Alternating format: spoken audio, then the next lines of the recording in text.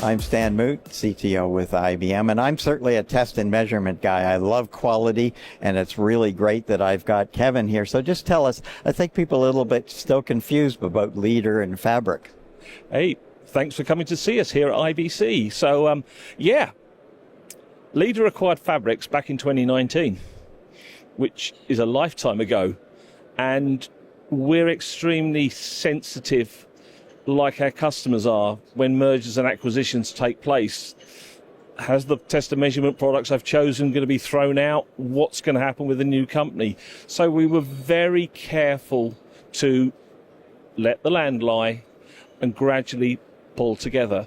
Because obviously the Fabrics products are synonymous with quality of service. The transport streams, the ones and noughts, they're not just used by broadcasters, they're used by manufacturers to design, build and test and service all the products that broadcasters use out there. We're sitting behind it. On the other side, the Leader products are very much that quality of experience. Thus, you see lots of them in camera shading positions, post-production. The Leader customers are those who are really interested in that artistic intent, the storytelling part. So that's not to say each product doesn't do the other, but that's kind of their strengths. So over the last 6 years, we've gradually, behind the scenes, brought the back offices together, and then across the world, we've been bringing the sales organisations together with our partner network to bring, the test and measurement solutions that our customers know and love, but also enhancing them as they start their migration from SDI to IP. Well, certainly beyond test and measurement, generally, one of the challenges I have with people all the time is PTP. How do you handle that? Exactly. PTP is 2110's black and burst, and it's the heartbeat and it's the foundation of any system. If you don't get PTP right, you're building your house on sand. And PTP is well established. It's used by lots of other industries. So that's the kind of first piece we're seeing in this, is making sure that our customers understand PTP, understand that you're in a hybrid environment, that your black and burst and PTP have to be synchronized. Therefore, they must come from the same sync pulse generator that's got all of those, and all of those sources must be locked to the internal oscillator that will then be phase and frequently locked, typically to GPS. But many of our customers now will be finding out that their IT systems have already got PTP in the facility, because that's what's referencing all their facility. And the broadcast system now needs to link into that. So as well as GPS, our devices support locking to PTP. So it means that your traditional studio infrastructure with its black and burst, SDI signals, digital audio references are locked to the PTP that is your house clock. What used to be black and burst as the house clock is now PTP. So we have tools that will generate that, and we also have a comprehensive range of tools that will measure that as well and display this in a graphical format, because one of the things with IP is you're looking at trends. These things don't just drop off a cliff. They start to go up or they start to go down. And having graphs over periods of time that can show you the trends allow you to carry out preventative maintenance before it becomes a critical service issue. So it's kind of like a dashboard then. Yeah, and our products integrate into those, should we say, bigger dashboards that have multiple vendors plugging in, so that the customer can configure that user interface for exactly the tools he wants, and we're feeding that information into it. Kevin, we're really a whole world of different standards and formats. It drives people crazy. Drives people crazy? How do you think Leader as a test and measurement manufacturer feel about this?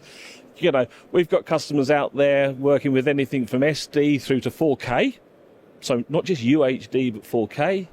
We've got them working in HDR and SDR, 709 color space, 2020 color space. And now we've got SDI and IP.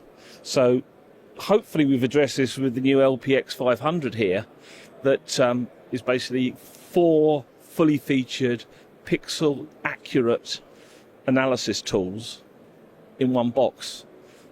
And they can go right the way up, as I said, to 4K, and they can be SDI or IP, because we've added 2 100 gig ports, because you're going to need that once you start looking at multiple UHD services. And it has the ability to have one channel SDR, one channel HDR, one IP, one SD, one 709, any combination. They are completely independent, because our customers, some of them, don't know what they're going to face when they turn up on a production. They've been told one thing, but they get something else. So they need to quickly be able to reconfigure and set everything up so that they can deliver the quality programming that we expect from the channels, our customers. And Well, you know, the whole SD HDR thing is a nightmare to begin with in converting. So it's great you can look at each feed separately. it is.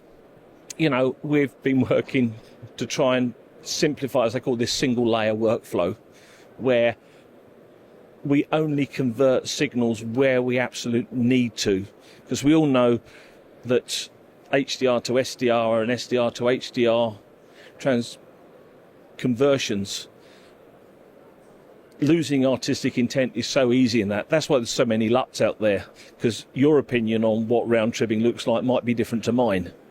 And also, the signals don't like this being done a lot to them. So reducing the number of times you convert and having tools that allow you to monitor exactly whether it's HDR or SDR, absolutely vital, especially when it's live and maybe hundreds of millions of people are watching you make that mistake. Well, let's not get into LUTs. That could take the whole interview Yeah. going. Anyway, I noticed you're running a second display here now. We are. IP has kind of escalated the number of tools we need to simultaneously monitor. And we've always been able to handle 16 tools simultaneously on our Leader and Fabrics products.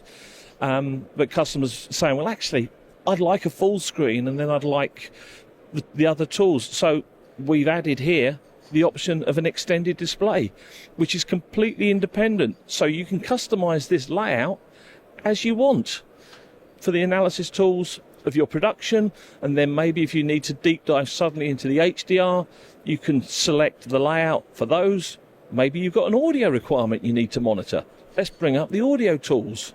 If it's the chief engineer, eye pattern and jitter and all the timing, and then, there's an issue with that IP system. Quick, let's bring up the PIT histogram graph. Let's see when the packets are arriving. What's the timing of my first packet arrival against PTP and black and burst? All of those are in here. So that's why a second display is essential. With all the REMI productions going on, everything else, people need KVMs now. They do. So what we've done on the LPX is we have a no VNC connection. And as you saw earlier, I've got a second display, so I can actually run 2 instances of no VNC for both the primary and the backup. So it's a network connection. So providing I've been given the correct permissions and I'm on the network, I can view what's going on my LPX 500 from anywhere in the world, which is giving you, again, that pixel accurate analysis tool in an IP world in a REMI production.